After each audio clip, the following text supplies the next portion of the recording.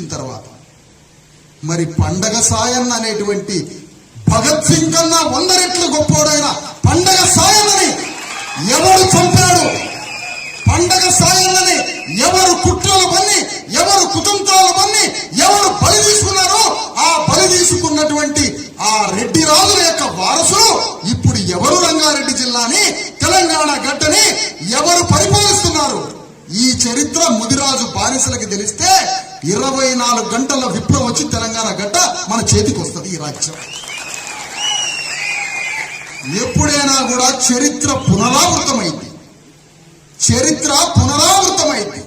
ఒక స్వార్థపరుని చూసినప్పుడు స్వార్థపరుడు ఎట్లా తయారవుతాడో, ఒక వీరుడి గురించి విన్నప్పుడు, ఒక వీరుడి గురించి తెలిసినప్పుడు మరొక వీరుడు పుడతా ఉంటాడు భూమిలో నుంచి.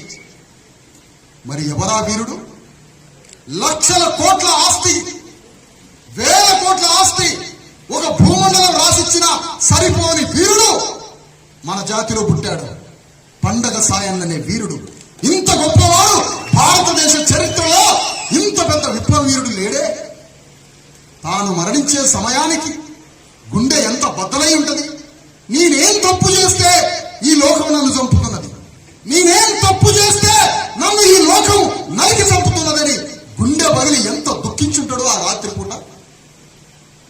విషయం ఏంటంటే తనకి తెలియని విషయం, ఏమీ తప్పు చేయలేదు కాబట్టి, నీతిగా ఉన్నాడు కాబట్టి ఈ లోకం చంపేసింది పండగ సాయన్నని. మరి పండగ సాయన్నని చంపిన వాళ్ళు ఇప్పుడు ఏం చేస్తున్నారో తెలుసా?